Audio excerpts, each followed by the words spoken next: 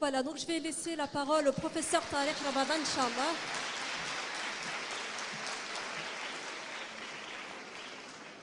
Donc, Sharia, soufisme et éthique. أعوذ بالله السميع العليم من الشيطان الرجيم بسم الله الرحمن الرحيم السلام عليكم ورحمة الله وبركاته.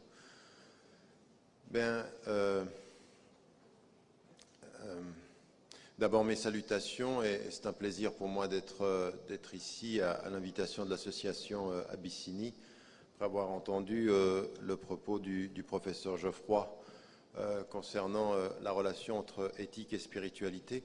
Ce que j'aimerais faire aujourd'hui, c'est en fait avec vous aborder une question sur trois dimensions qui en même temps ont été présentées dans l'histoire de la pensée musulmane comme trois potentiels courants, trois potentielles approches qui historiquement ont pu se présenter comme différentes et complémentaires et qui ont fini malheureusement aujourd'hui dans notre compréhension de ce qu'est notre référence musulmane commune à la réalité de division ou d'exclusion mutuelle. Et ce que j'aimerais mettre en évidence dans mon propos, c'est comment les trois notions, le sharia, qui fait référence en général, et là parfois la traduction et la compréhension du terme est problématique, à la dimension légale de l'islam, de ce qu'on a parfois très très rapidement, faussement d'ailleurs, sur le plan terminologique et sur le plan de la définition, dit et traduit comme la loi islamique ou la loi de Dieu.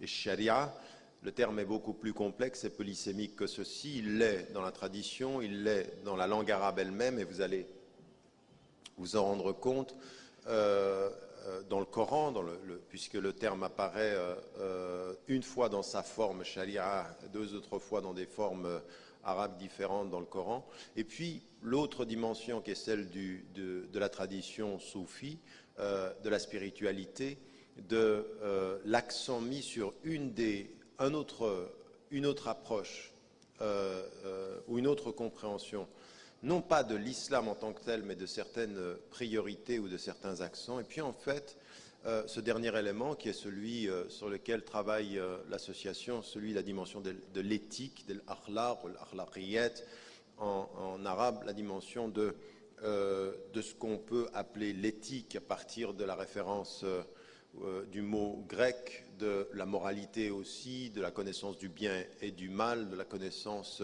aussi des finalités. Donc moi ce que j'aimerais c'est essayer de voir comment ces trois termes peuvent et devraient nous amener à une réflexion fondamentale sur notre compréhension de notre religion et comment de la potentielle compréhension qui divise, il faut essayer peut-être de renouveler notre compréhension qui puisse unir et développer des approches complémentaires. Alors, je vais, dans un premier temps, me fixer sur ces trois termes, donc structurer mon propos de cette façon-là. Comment comprendre ces termes, comment comprendre les différentes approches, puis ensuite essayer de voir... Vous m'entendez pas? Au fond, vous m'entendiez pas? Jusqu'à là, vous n'avez rien entendu. Merci de vous être manifesté. Maintenant, vous m'entendez? Bien. Donc, là, j'ai perdu le fil du coup. Enfin, je vais prendre les termes d'abord, tout simplement, dans une première partie, puis ensuite, dans la deuxième partie, essayer de mettre en évidence comment, dans la compréhension de chacun de ces concepts, de chacune de ces références, on peut en arriver à la fin à une vision beaucoup plus, d'abord, sereine de nos références musulmanes et ample, beaucoup plus approfondie, une approche plus sereine de nos diversités de compréhension dans l'islam pour essayer de faire en sorte de sortir de ces postures d'exclusion exclusivistes qui portent plus sur le jugement que sur la fraternité, plus sur l'exclusion que sur l'inclusion, plus sur le jugement de valeur que sur Ar-Rahma, Ruhama bainahum, nous dit le Coran, cette dimension de la compassion, de la miséricorde et du pardon entre nous. Premier élément, je vous le dis dans le cadre de tout un travail, et j'entendais ce que disait Éric Geoffroy tout à l'heure sur la référence à René Guénon d'un côté et d'un autre côté ce qui peut être la mise en scène de renouveau spirituel ou même parfois de choses qui sont vraiment discutables sur ce qu'on appelle la spiritualité aujourd'hui, mais en même temps avec une perception positive de ce qui est en train de se passer, c'est la nécessité, comme le monde va, d'un retour et d'une reconsidération de l'éthique dans nos vies quotidiennes, et pas forcément strictement par le légal, mais simplement parce que l'horizon des sciences, l'horizon de notre rapport au monde, ce que la nature nous dit dans la façon dont on la traite, eh bien, nous ramène à poser les questions des finalités. Que faisons-nous avec ce que nous savons? Que faisons-nous avec les sciences? Que faisons-nous avec ce pouvoir extraordinaire que nous avons acquis? Le pouvoir dans les communications, les pouvoirs dans les sciences, les pouvoirs dans la connaissance, les pouvoirs qui aujourd'hui, ce que disait depuis longtemps René Dumont, un des premiers penseurs en France de la tradition écologique, et qui mettait en évidence, dit maintenant, nous sommes dans la capacité de détruire le monde qui nous donne vie, donc nous sommes vivants dans la capacité de détruire le vivant et de nous détruire de la même façon. Donc ce potentiel-là nous pose la question de, quand on a des moyens aussi puissants, se pose la question des fins. Que voulons-nous faire avec ce que nous avons, de ce que nous savons et les moyens que nous avons entre les mains? Donc la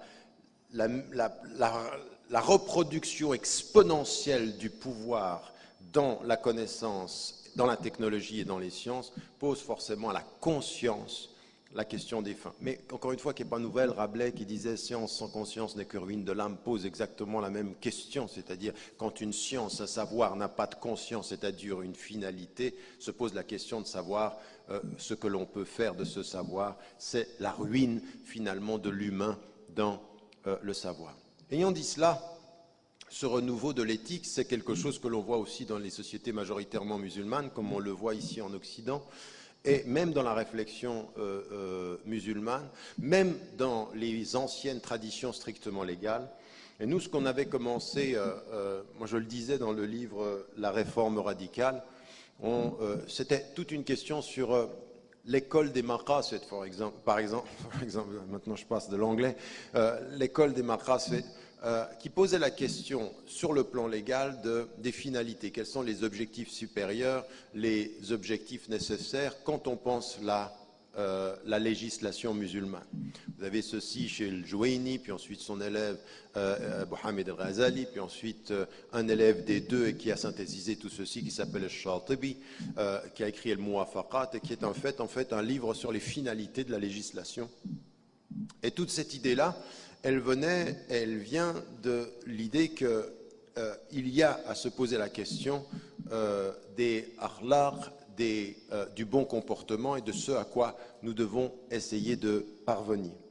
Et nous, on a commencé tout ce travail-là. J'avais posé un certain nombre de questions, le livre était plein de questions, on n'abordait pas toutes les réponses, et puis finalement on a fait ce centre, qui est le centre entre la législation islamique, c'est-à-dire la compréhension du droit, et l'akhlaq, c'est le bon comportement, c'est-à-dire marier la compréhension des limites avec la compréhension des objectifs de ces limites, c'est-à-dire ce pourquoi il y a des limites. Et le bon comportement en tant que tel, c'est Markaz al-Tashri' al-Islami wal-Akhlaq qu'on a entre le Qatar et Oxford, où là maintenant ce qu'on essaye de faire, c'est d'amener dans chacun des domaines des savants spécialistes dans la lecture des textes, et on les implique avec des savants qui sont spécialistes de la connaissance du monde, et on leur dit de ce que vous comprenez d'une règle et de ce que vous comprenez du monde, comment établir les finalités de notre approche pour l'avenir. C'est-à-dire qu'est-ce que l'on veut faire, c'est-à-dire questionner les finalités pour revenir à la règle et comprendre le comportement. Oui, c'est une vision englobante de toutes ces dimensions-là, parce que ce travail, il faut que nous le fassions. Nous ne pouvons pas aujourd'hui poser simplement aux savants des textes de la règle, le bon comportement vis-à-vis d'un monde qui est devenu tellement complexe et puis qui re-questionne nos finalités. Nous ne pouvons pas, avec la règle, gérer les questions, par exemple, de finalité, d'éthique et des objectifs des sciences, du savoir en matière de médecine, de technologie, parce que le monde est devenu complexe et toutes ces questions-là sont extrêmement pointues. Donc il faut faire un travail de réunir les compétences. Je dis ceci comme introduction et j'en arrive là maintenant à ce que je voulais construire dans la réflexion. Souvent, effectivement, le mot charia a été traduit dans le contexte contemporain, mais ce n'est pas simplement contemporain. Le début de cette compréhension vient avec l'affirmation dans le monde musulman de toutes les écoles de droit, donc c'est assez tôt, à partir du IIe siècle de l'ère musulmane, puis ensuite l'installation d'une série d'écoles juridiques. On en a aujourd'hui dans la tradition sunnite 5, en fait 4 grandes plus une que l'on considère comme celles qui sont historiques, mais en fait à un moment de l'histoire de l'islam, on est arrivé jusqu'à 18 écoles juridiques spécifiques et différentes. Et quand on parle d'écoles juridiques, on parle en fait d'un savant qui réunit autour de lui des étudiants, qui détermine une méthodologie quant au texte et qui, à partir de là, ses élèves, parce qu'ils le suivent et appliquent cette méthodologie, créent en fait une espèce d'école de référence, qu'on appelle un madhab. Et c'est un madhab fiqhi, c'est-à-dire de rapport au droit, c'est-à-dire au droit et à la jurisprudence, avec une méthodologie particulière. Alors aujourd'hui, on a ce que sont les 4 grandes écoles qui ont demeuré. Et à partir de cette expérience, à partir de ces savants, dont le but est de lire les textes, le texte révélé, le Coran, le Karim, c'est-à-dire le Coran et la Sunna du prophète, vont extraire les règles de droit et de jurisprudence. Il faut faire attention, souvent on dit le fiqh, c'est la jurisprudence et la sharia, c'est le droit. Et moi je suis en opposition à cette définition. Parce qu'en fait, la sharia est au-dessus du droit, alors qu'il y a dans le fiqh des éléments du droit et de jurisprudence. Il y a le stable, et thabit, ou al-mutaghayyir. Dans le fiqh, il y a les fondamentaux qui ne bougent pas, et puis il y a le changeant. La jurisprudence, qu'est-ce que c'est? C'est l'acte de renouveler son rapport au droit quand le contexte dans lequel on vit change et pose de nouvelles questions. Donc on est dans la jurisprudence, donc elle est forcément dynamique. Mais le droit, c'est le cadre dans lequel ce travail-là va se faire. Le fiqh, c'est ça. Mais le sharia va être souvent défini par des gens qui sont spécialistes dans un domaine. Et comme ils sont spécialistes dans le droit, souvent ils vont déterminer que sharia, en fait, c'est le droit, c'est leur spécialité. Et sharia, c'est ce dans quoi ils travaillent. En fait, quand vous venez à la source coranique, nous t'avons établi dans une sharia, suis-la, quand vous entendez fattabi'aha, le fait de suivre met bien en évidence que la racine du mot d'ailleurs, quand vous y revenez en arabe, ne veut absolument pas dire droit. Elle veut dire le chemin qui mène à la source. C'est-à-dire il y a une dimension dans le sharia qui est un cheminement. Et ce cheminement, quand vous dites chemin, il y a toujours 2 choses. Fattabi'aha, c'est-à-dire suis ce cheminement-là. Suis ce cheminement, ça veut dire sache en même temps d'où tu pars et où tu vas. Le cheminement dit une direction. Et ce mot-là, il est important parce que à partir de cette dimension de la direction, c'est de là où il faut penser le droit. Il ne faut pas penser le droit hors de finalités que vous allez suivre, mais dans le cadre d'objectifs que vous voulez atteindre.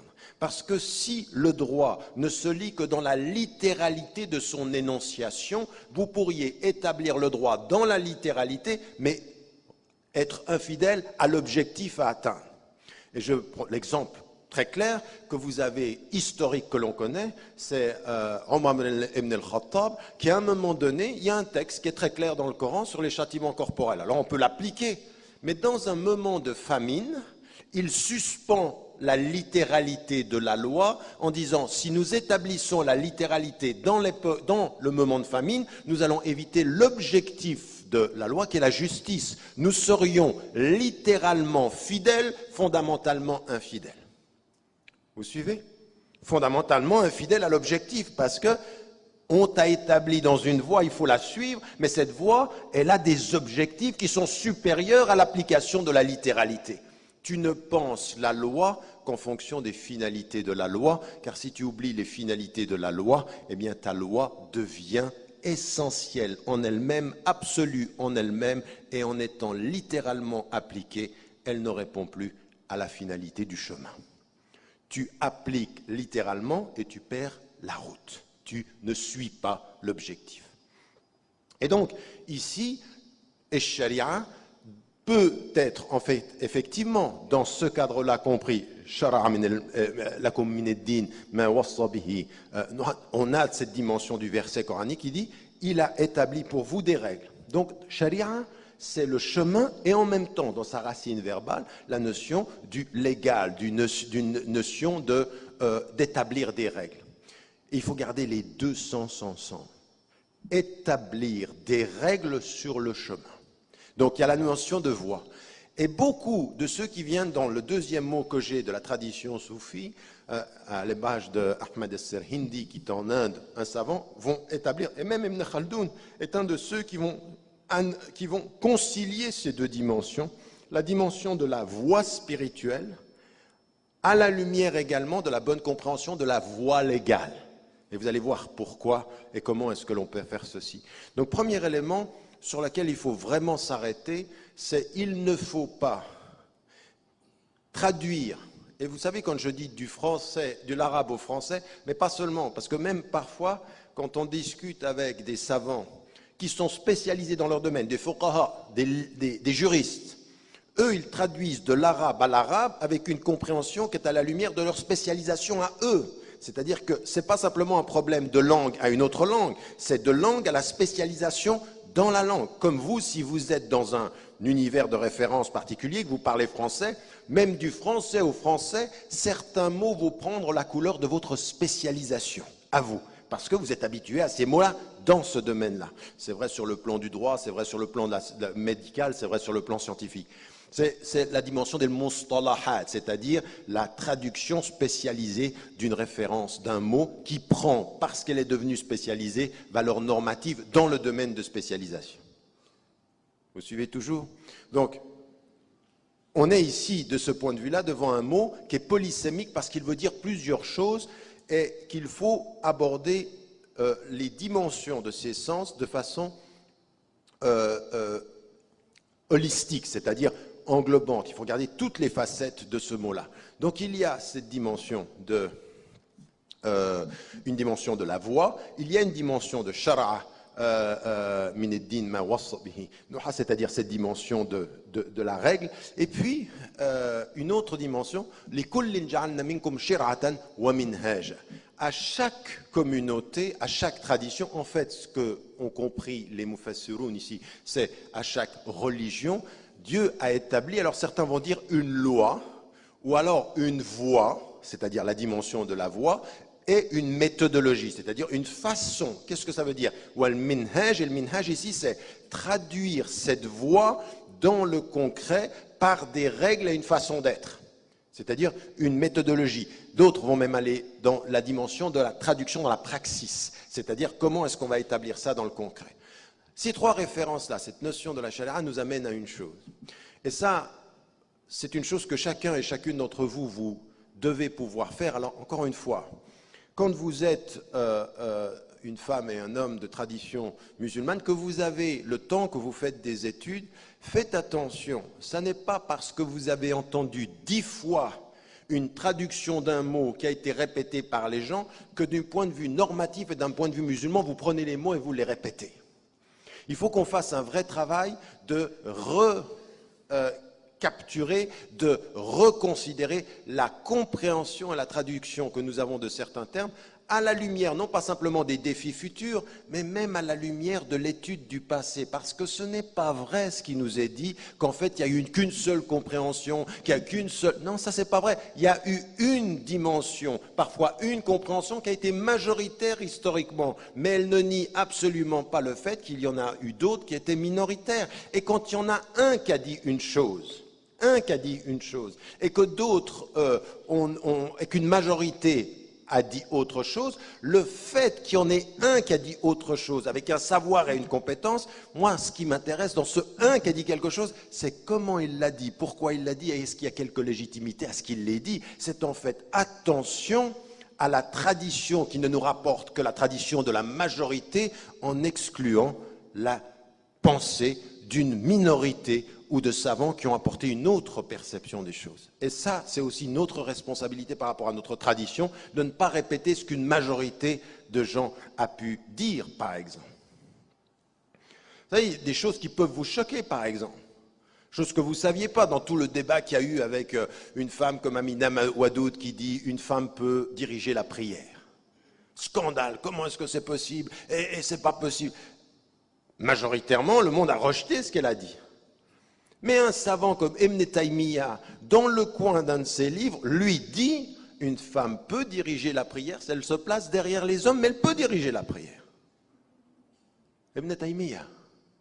S'il y a un salafi qui est là, qui n'est pas content, Ibn Taymiyyah. Vous voyez ce que je suis en train de dire? C'est-à-dire que même lui, même un savant comme lui est très méconnu, même par ceux qui le suivent.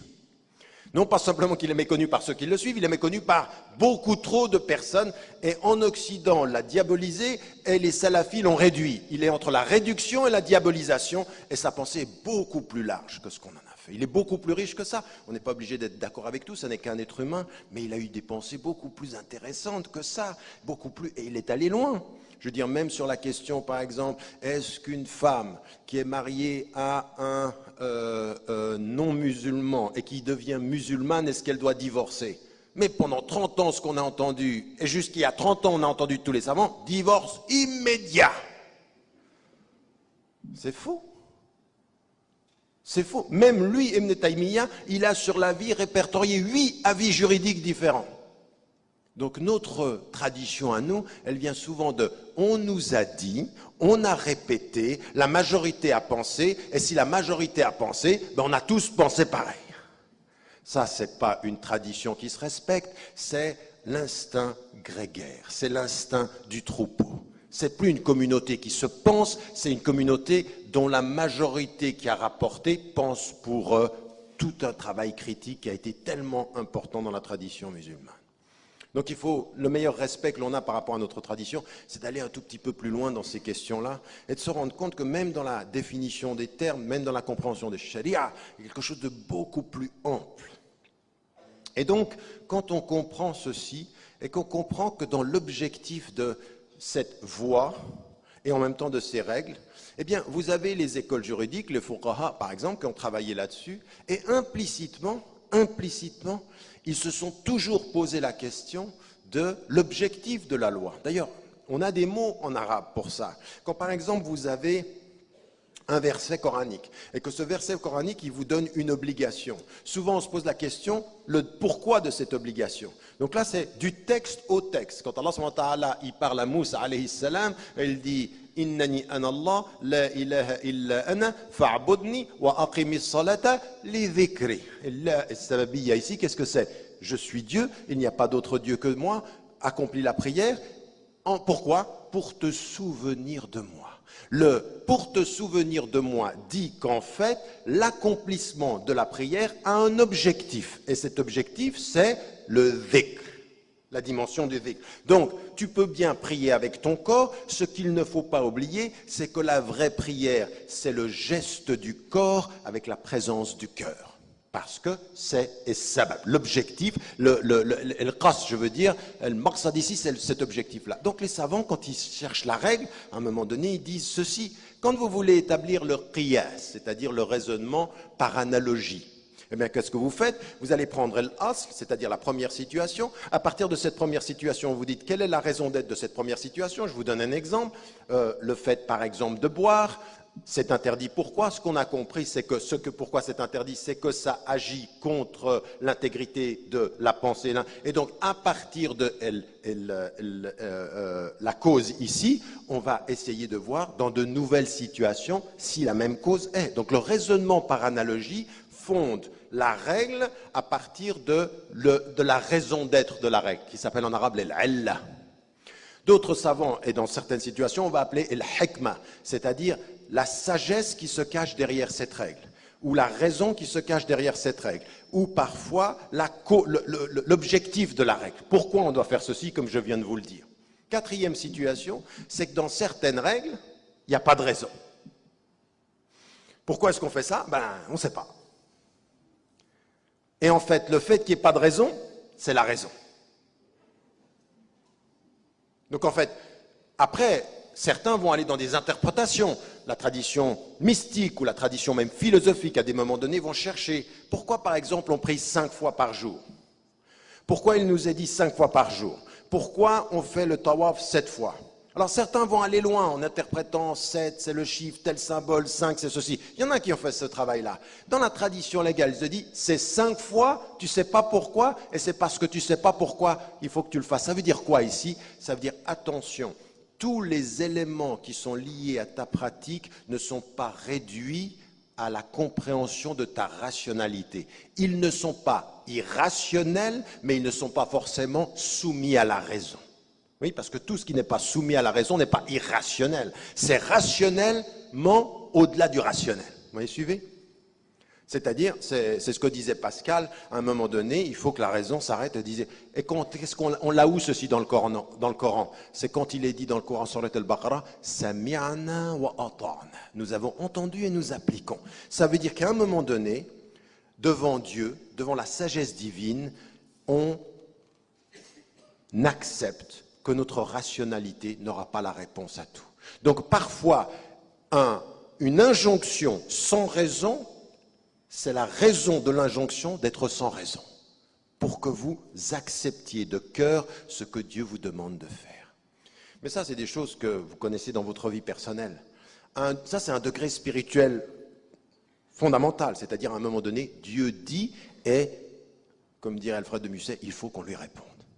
Et on ne lui répond pas en disant, j'aimerais savoir pourquoi. À un moment donné, c'est l'acte du cœur, l'acte de la foi, l'acte de l'acceptation, de ce qu'on appelle en anglais surrender, c'est-à-dire on se livre, on donne parce qu'on croit à la réalité de ce qui est l'essence même. Et donc ici, vous voyez que les savants vont vous dire, il y a el-ubudiyya, c'est-à-dire ça vient de Dieu, donc c'est un acte d'adoration. Il y a el-illa, la raison d'être. Il y a le-hikma, il y a la sagesse. Il y a le maqsad, c'est-à-dire l'objectif. Donc, de ce point de vue-là, il y a tous des éléments qui expliquent la loi. Donc, ils le font à leur niveau. Dans la tradition des Malékites, par exemple, il y a toute une tradition sur le plan légal qui s'appelle el-masalih al-mursala. El-masalih al-mursala, c'est-à-dire, en fait, tout ce qui vient dans cette voie que Dieu nous dessine, qu'il faut suivre et qui a des règles, tout ce qui vient est fait pour le bien-être de l'homme. C'est ce qui dit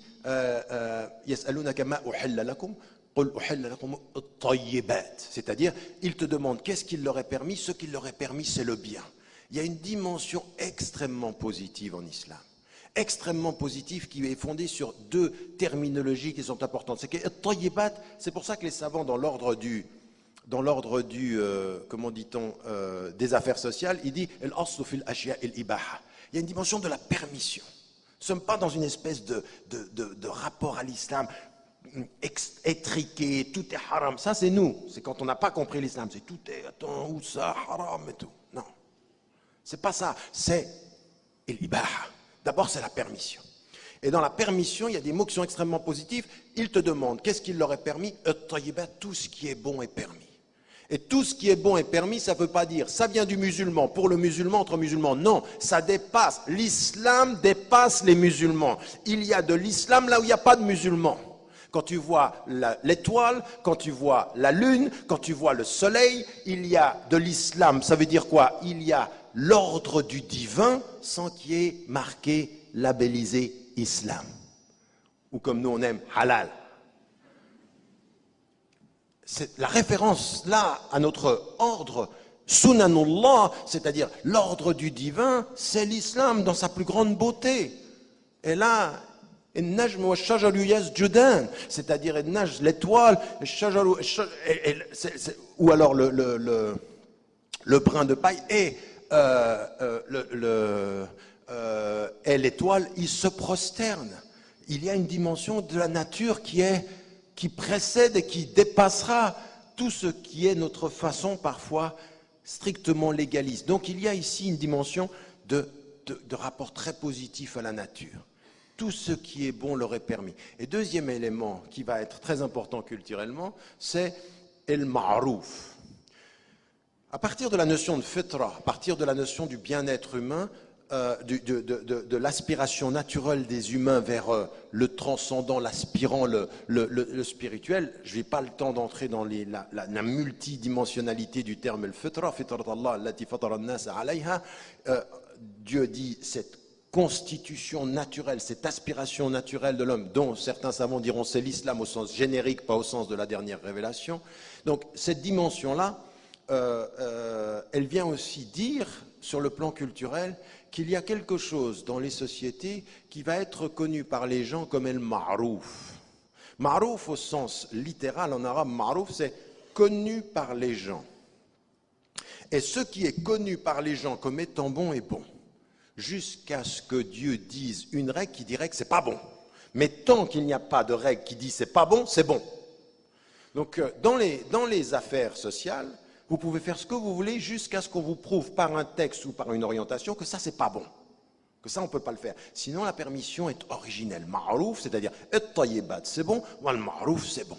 Donc le culturel, chez les gens, ce qui est connu culturellement, ici en France, dans la culture française comme étant bon, c'est bon pour nous jusqu'au point où il pourrait y avoir une règle qui est un interdit chez nous, comme par exemple par rapport à l'alcool ou par rapport à d'autres nourritures, la viande de porc, parce que là on a une limite. Donc toutes les nourritures sont bonnes, puis là il y a une limite. L'interdit limite l'espace de la permission, mais l'espace de la permission précède la limite de son interdit ou de la règle qui va limiter cette permission. Bref, ayant dit ceci, on s'aperçoit que dans l'école malékite, par exemple, ils vont déterminer une chose qui est dans les autres écoles, mais dite de façon différente, c'est à partir de cette école qu'on a ce qu'on appelle le masalih al-mursala. Le maslaha, c'est le bien. Encore une fois, j'ai pas le temps, c'est un terme. Vous voyez, chacun des termes que j'emploie là demanderait une conférence pour qu'on puisse comprendre la multidimensionnalité. Donc, je suis en train de réduire, et je prie de m'en excuser, mais moi, ce qui m'intéresse, c'est que pour une conférence comme ceci, vous sortiez avec des questions qui vous poussent à aller chercher, à faire un travail, quoi, sur la terminologie, sur la compréhension. Donc, ne prenez pas, je l'espère, nos rencontres comme celle-ci comme le point final de votre réflexion, mais l'introduction à vos recherches. Donc, ici, dans El Masalih al-Mursala, dans ce qui est le bien-être, Chatibi dira, lui, à la suite de cette école, puisqu'il lui vient de là, ce que, en fait, tout ce qui nous vient de l'islam, et c'est comme ça que le dira d'ailleurs avant lui, quand il établit Usul al-Fiqh al-Shafi'i, et avant lui, celui qui a été son maître, mais qui a été dans les deux écoles, chiite et sunnite, Ja'far al-Sadiq, cette dimension que tout ce qui vient de l'islam, en fait, c'est pour maslahatinna, c'est pour le bien-être des gens, c'est pour notre bien-être à tous. Donc, là, ce que Dieu nous envoie par les messagers et par cette voie qui a des règles, eh bien, c'est pour notre bien-être. Et donc, partout où il y a bien-être déjà, c'est notre voie. Et notre voie insiste sur le bien-être et fixe le bien-être. Et donc, à un moment donné, ce sur quoi va insister Malik, c'est qu'il y a des choses, quand vous revenez au Coran, il y a un silence. Et écoutez bien, parce qu'on est déjà à l'époque dans un hadith qui n'est pas un hadith de la plus haute authenticité, mais qui est reconnu par les savants dans le domaine du fiqh. Quand le prophète envoie Muaz ibn Jabal, il l'envoie au Yémen. Il lui dit sur quoi vas-tu te baser? Il lui dit sur le Coran. Et puis si tu ne trouves pas dans le Coran, sur la sunna du prophète. Et si tu ne trouves pas, c'est-à-dire je vais m'en remettre à ma raison et je ne vais pas cesser de réfléchir, de faire un effort intellectuel. Qu'est-ce qu'il veut lui dire? Attention, parce que le hadith, il est intéressant, mais qu'est-ce qu'il veut lui dire? En lui posant cette question, le prophète il lui dit, si tu ne trouves pas dans le Coran, et si tu ne trouves pas dans la sunna, il est en train de lui dire, toutes les réponses formelles dans le Coran, il se peut que tu ne trouves pas toutes les réponses dans le Coran dans une nouvelle situation qui sera au Yémen. C'est-à-dire, le nouveau contexte yéménite va t'interpeller et tu ne trouveras peut-être pas la question. Parce que sinon, pourquoi il lui pose la question? Et si tu ne trouves pas dans le Coran? Vous demandez ceci aujourd'hui à certains, dans certains courants de pensée un peu étriqués qu'on a malheureusement dans notre communauté, qui pensent que tout est dit et qu'il n'y a plus à réfléchir. Vous lui dites ça, vous ne faites pas référence au hadith. Il dit, et si tu ne trouves pas dans le Coran? Lui, il va t'arrêter et lui dire, qu'est-ce que c'est que cette question? Tout est dans le Coran. Elle dit oui, non, attends, tout est dans le Coran, les grands principes généraux, mais sur des questions précises. Comment le prophète ﷺ dit ceci de son vivant? De son vivant, il demande à un homme, si tu ne trouves pas la réponse à une question que le Yémen te pose, dans le Coran, qu'est-ce que tu fais? Ben, lui, il dit, je vais voir comment toi tu as fait. Et si tu ne te vois pas dans ce que j'ai fait, parce que ce que j'ai fait à la Mecque ou à Médine n'est pas ce que tu vas pouvoir faire à Yémen, je vais réfléchir. C'est-à-dire, à la lumière de ton exemple, je vais chercher une réponse. Et ça, en fait, c'est exactement ce qu'on trouve dans le hadith du prophète. Quand il termine le hadith, je ne vais pas le citer en entier, et il dit c'est-à-dire, Allah subhanahu wa ta'ala, il s'est tu sur certaines choses par miséricorde. Pour vous, pas parce qu'il oublie. Ça veut dire qu'en fait, il y a dans les textes un silence sur certaines questions. Et quand il y a du silence sur certaines questions, tu vas devoir réfléchir. Mais réfléchir à la lumière du texte en tenant compte du contexte. Le contexte te questionne, le texte t'oriente et ta raison cherche la voie. Donc toutes les questions précises ne sont pas dans le texte. Dans le texte, il y a les orientations. Et il y a une chose importante, le silence du texte. Le silence du texte est l'invitation décuplée à la rationalité. Parce que faites attention, certains disent le silence du texte, c'est le début de la rationalité humaine, c'est faux. Le texte lui-même exige la raison. Pas de texte révélé sans raison qu'il l'accueille. Donc quelqu'un qui vous dit Dieu dit, et il cite le verset, son interprétation, son idée. Non, tu dis après avoir cité ce que Dieu a révélé. Mais c'est ton interprétation. Citer, c'est déjà interpréter. Bien sûr, donc la raison, elle travaille déjà. Vous ne pourriez pas réciter, et c'est pour ça que les savants ont catégorisé les espaces rationnels par rapport à un texte. Quand on dit le qat'i, c'est-à-dire un texte révélé qui laisse peu de place à l'interprétation. Alors, qimus salat, prier, ça veut dire prier. On ne commence pas à dire ça veut dire quoi, peut-être qu'il ne faut pas. Non, prier, qimus, ça veut dire aqimu. Tu ne vas pas commencer à nous tordre le texte. Il y en a qui peuvent tordre le texte dans tous les sens. Non, aqimus, donc il y a des textes, il n'y a pas de marge d'interprétation. Il y en a d'autres où il y en a beaucoup. Et il y en a d'autres, il y a un silence. Donc il faut aller chercher à partir de ce silence et comprenez une chose, c'est que Allah subhanahu wa ta'ala dit rahmatan bikum. Ne posez pas des questions sur des choses. Si vous en connaissiez les réponses, elles vous feraient du tort. Regardez ce que nous dit le Coran. Ne posez pas trop de questions. Le silence de Dieu, c'est la liberté responsable de la conscience humaine. Mais ça, c'est très, très, très, très important de le comprendre. Et là, on est toujours où? On est dans la dimension de la charia et dans le masalih al-mursala. C'est ce qu'on dit être l'intérêt général sur lequel Dieu n'a pas stipulé de règles et il a laissé un silence. Et les hommes, à partir des textes, cherchent pour eux-mêmes, dans le contexte donné, les réponses appropriées. Et ça, pour pouvoir faire ça, vous devez faire quoi? Vous devez revenir au texte et vous poser la question: quel est l'objectif dans les textes pour que dans ce contexte-là, je garde les objectifs et je trouve les bonnes règles? Puisque les règles ne sont pas dans le texte, comment je vais trouver les règles d'aujourd'hui? En me posant la question de savoir quel était l'objectif des règles dans le texte pour que je trouve dans l'objectif de mon contexte les règles à établir aujourd'hui. Vous me suivez? La voix. La voix.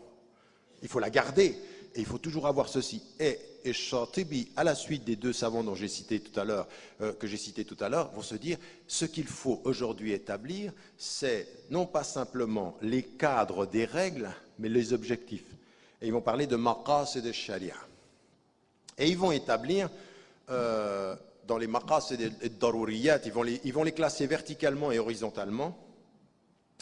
Horizontalement, verticalement, il va y avoir ad-daruriyat, al-hajiyat et tahsiniyat, et puis en même temps, 5 catégories, voire 6, où ils vont dire en fait, l'islam nous a établi un chemin, et ce chemin-là va établir 5 objectifs prioritaires: la protection de la religion, la protection de la personne, la protection de l'intelligence, la protection des biens et la protection de la filiation. Et le Qarafi, qui vient plus tard, va dire la protection également de l'ard. L'ard, en fait, en arabe, ça se rapproche de la notion de l'qarama, c'est-à-dire la dignité humaine. Ce qui est intéressant et que je cite dans le livre la réforme radicale, et qu'également ce à quoi également faisait référence Mohamed Kamali, qui est un professeur en Malaisie de Usul al-Fiqh et de la législation. Ce qui est intéressant, c'est que vous savez quel est celui dans la tradition musulmane qui va questionner très vite, qui va questionner ces 5 principes. En fait, c'est Ibn Taymiyyah lui-même. Il va dire c'est bien ces 5 principes, mais il manque quelque chose. Et on aurait pu penser, avec ce qu'on en sait aujourd'hui, ce qu'en disent les gens qui sont des soi-disant spécialistes de Ibn Taymiyyah, qui va parler de quelque chose qui va être beaucoup plus dur sur les règles. Non.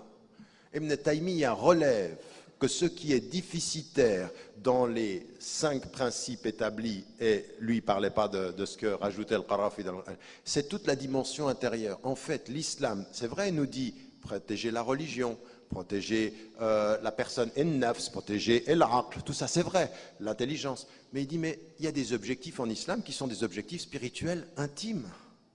Ils sont aussi importants que ça, parce qu'au bout du compte, c'est vrai qu'il faut...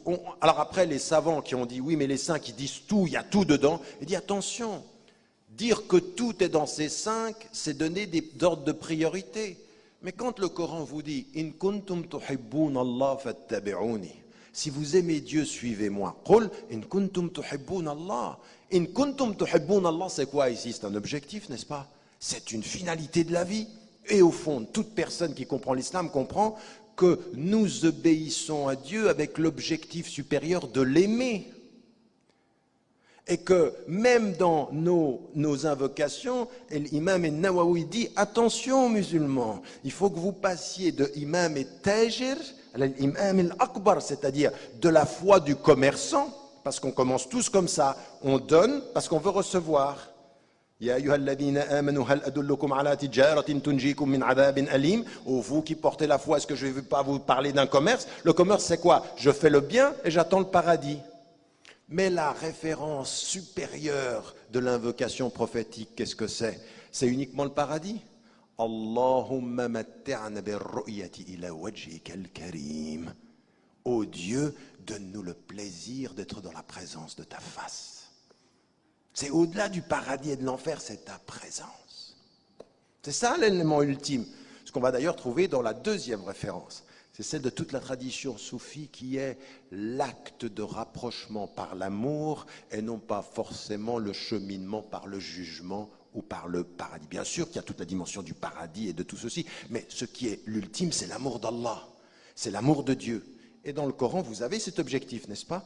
Et Ibn Taymiyyah répond à cette catégorisation en disant il y a des objectifs supérieurs qui sont de l'ordre de l'intime et qu'il faut mettre en évidence. Et dans l'ouvrage de la réforme radicale, c'est tout un secteur que je pense qu'on doit ajouter à cette catégorisation, toute la dimension intime.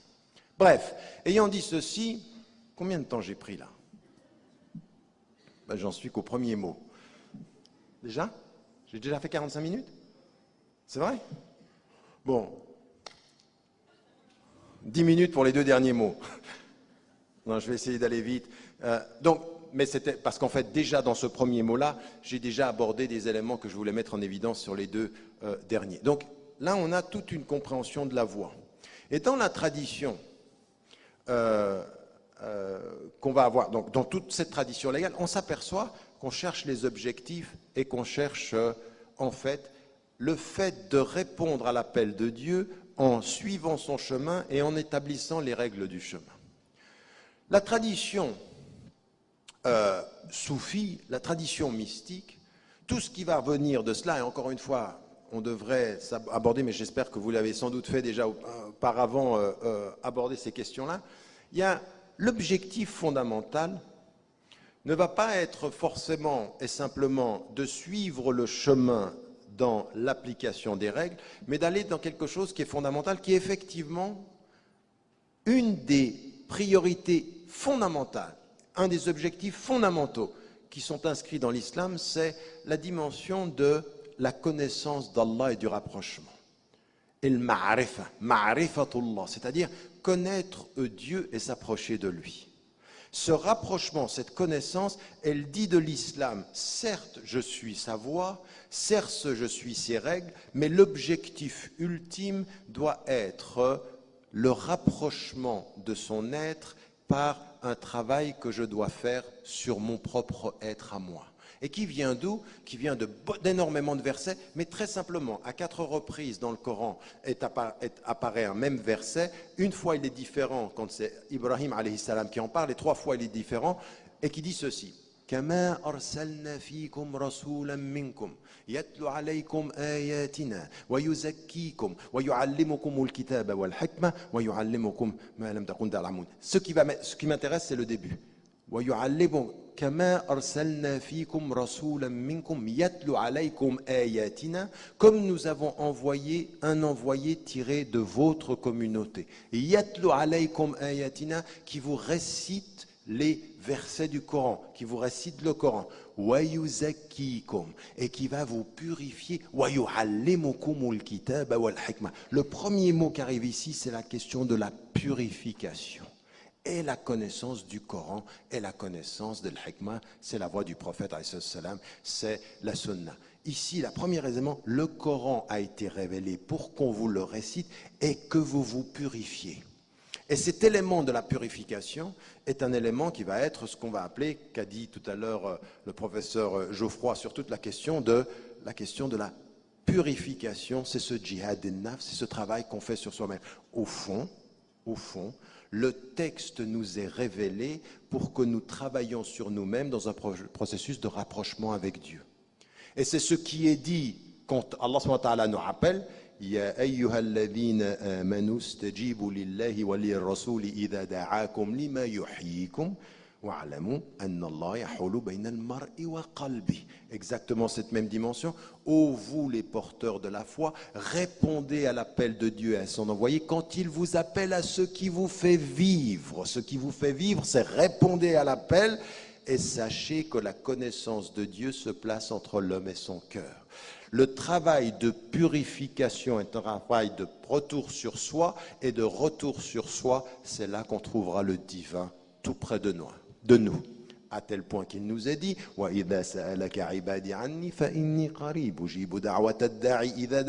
si mon serviteur te demande à mon sujet, je suis tout proche, je réponds à l'appel de qui m'appelle quand il m'appelle, la dimension de la proximité. Et toute la tradition soufie va être cette tradition qui va appeler sur le dévoilement. En fait, plus j'enlève les voiles de mon cœur, plus je me rapproche du Créateur du tout. Un processus de dévoilement et qui va mettre en évidence, mais comment je fais pour dévoiler ? Comment je fais pour sortir de mon ego? Comment je fais pour sortir du shirk, le petit, le très-petit, l'infiniment petit et le plus grand? Le plus grand, qu'est-ce que c'est? Dire qu'il y a un Dieu avec Dieu. Ça, c'est facile, on peut commencer intellectuellement. Mais ensuite, les petits dieux, puis ensuite les petites idoles, puis ensuite le petit ego qui est en moi. Comment je fais ceci? Ça, c'est un travail qui s'appelle comment? La dimension de la purification. La purification, tazkiyat an-nafs. Et ça va être un travail qu'on doit faire sur nous-mêmes. Et ça demande quoi? La voie, n'est-ce pas? La voie, on est dans une voie, on suit une voie. Tous les cercles soufis établissent des méthodologies, des voies. Alors certains, quand ils sont très littéralistes, vous disent toutes ces voies sont des bid'a. Mais non, le modèle est historique. Tous les modèles, toutes les écoles, toutes les méthodologies changent en fonction du temps. Ce qu'il faut garder, c'est les principes. Est-ce qu'il y a dans les écoles traditionnelles des cercles mystiques quelque chose qui, le fondement, est une bid'a? Non. Certains, oui, aujourd'hui, il y en a qui font n'importe quoi au nom du soufisme. Ça, c'est du soufisme qui est aliéné. C'est du soufisme de l'imposture. Mais les grandes écoles, sur les fondements, elles sont très très claires. On ne joue pas avec les piliers de l'islam, on ne joue pas avec les interdits et on ne joue pas avec les principes. Maintenant, les manahij, c'est-à-dire les méthodologies, les cercles, les applications, comment on marche sur le chemin, eh bien certains vont le déterminer de façon différente. La façon de marcher reste valable tant que les principes de la marche restent respectés. C'est tout. À partir de ce moment-là, on n'a absolument aucun problème avec ça. Il faut respecter les principes et aller selon une école qu'on peut suivre. Et il y a plusieurs écoles parce qu'il y a plusieurs façons de penser, parce qu'il y a plusieurs compréhensions des textes. Mais le plus important et le principe, c'est qu'ils entendent une chose importante. C'est que le prophète, salam, quand on lui pose la question du caractère ultime de sa présence, il nous dit quoi? Il nous dit une chose, et là maintenant j'en viens au dernier terme et je conclus. Innama bu'ithtu li'utammima makarimil akhlaq. J'ai été envoyé pour parachever les bons comportements, l'éthique, le bon comportement. Et la tradition mystique, qu'est-ce qu'elle dit? Elle dit que tout le travail qui va consister à s'approcher de Dieu ne va pas simplement se mesurer à la dureté de la règle, mais à la cohérence du comportement. Et le comportement du cœur avec le cœur, de soi quant à soi, c'est-à-dire travailler sur... Et c'est pour ça que dans la tradition de l'éthique islamique, al-akhlaqiyat, on s'aperçoit que ceux qui ont le plus produit dans ce domaine, ce sont les mystiques. Parce qu'ils ont toujours été attentifs, ça n'est pas la règle qui est l'élément expressif du chemin, c'est le rapport entre ces dimensions de la règle, le travail sur soi, du rapprochement avec Dieu. Le plus important, ce n'est pas simplement d'obéir à Dieu, c'est de s'en rapprocher. Le plus important n'est pas simplement l'application de la règle, mais le cheminement dans la purification de l'être. Écoutez un verset qui est tout à fait intéressant et qui nous montre aussi, mais sur des choses simples, qui va nous montrer aussi le rapport à l'éthique. وَمَنْ أَحْسَنُ قَوْلًا مِمَّنْ دَعَا إِلَى اللَّهِ وَعَمِلَ صَالِحًا وَقَالَ إِنَّنِي مِنَ الْمُسْلِمِينَ. Qui est celui qui a la meilleure parole? Quel est celui qui a la meilleure parole que celui qui appelle à Dieu, qui fait le bien et qui dit « Je suis du nombre des musulmans ». Comprenez, et je prends souvent ce verset pour le renverser, en disant quand les gens viennent à vous, vous leur dites « Je suis musulman ». Et le deuxième élément, ça va être « Wa'amila saliha », qui fait le bien. Donc mon islam, ce n'est pas une étiquette sur mon front, c'est un comportement parmi les êtres. Et ça, c'est un appel à Dieu. Da'a ilallah. Da'a ilallah par le comportement. Et donc, c'est ça l'éthique. L'éthique, c'est de dire, il y a les textes et les règles, et puis il y a l'application de ces règles. Et écoutez la femme du prophète, quand elle est demandée, mais qui était-il? Et qui est dit, kana khuluquhu al-Qur'an. Son comportement, son éthique, son être, c'était l'application du Coran. Il en était l'expression humaine. Non pas l'expression, l'incarnation d'un texte, mais l'application, non pas simplement des règles, mais de toutes les dimensions du Coran. Le Coran, ce n'est pas un corps de règles seulement, c'est un corps de comportement, de rapport à l'être, de rapport à la nature. Il avait tout ceci. Le prophète, quand un verset qui lui parle de la création lui vient, il pleure. Il ne pleure pas simplement quand on lui parle de l'enfer. Il ne pleure pas quand on lui parle d'une faute. Il pleure quand on lui parle de la beauté. La beauté de l'être qui a créé. Il en pleure. Parce que cet islam qu'il vit ne va pas être l'islam de la règle qui juge, mais l'islam du chemin qui rapproche. Et donc, à partir de ces trois éléments-là, vous apercevez d'une chose, et c'est mon dernier point, que si on commençait à discuter de nos objectifs, à toi, ma sœur ou mon frère, humain dans l'islam, humain hors de l'islam, qui suit des règles avec la volonté d'être très strict, j'ai une question. Quelle est la finalité? Qu'est-ce que tu cherches? Tu cherches à satisfaire Dieu? Tu cherches à être dans Ridallah? Souvenez-vous. يا أيتها النفس المطمئنة ارجعي إلى ربك راضية مرضية. Ô toi qui es l'âme apaisée, reviens à ton Seigneur satisfaite et en ayant reçu sa satisfaction. Cette satisfaction, c'est ce que tu cherches, non? Tous, quand on lit ce verset, on comprend que c'est sa satisfaction. Eh bien, certains, ils vont chercher sa satisfaction par un rapport à la règle et au caractère strict. L'objectif, c'est ça.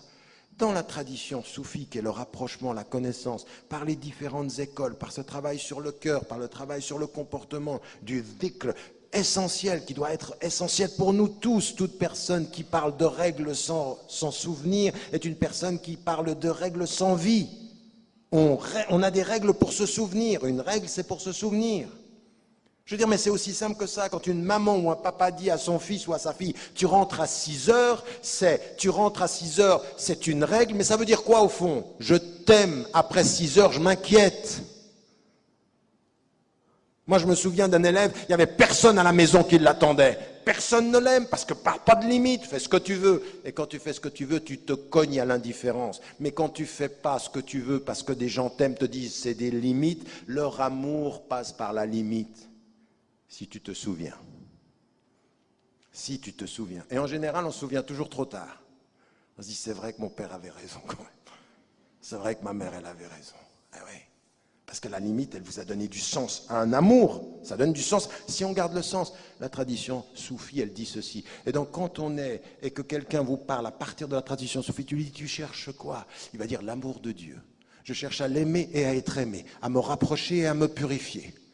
Et tout ceci va pouvoir se concentrer dans cette notion de l'éthique. L'éthique qui vous dit le bon comportement, qui vous dit mets tes règles en application et essaye intimement comme socialement d'être un être d'éthique, un être qui suit et qui suit ce qu'est le prophète, la meilleure des éthiques. Elle va avoir du cœur et elle va avoir du sens.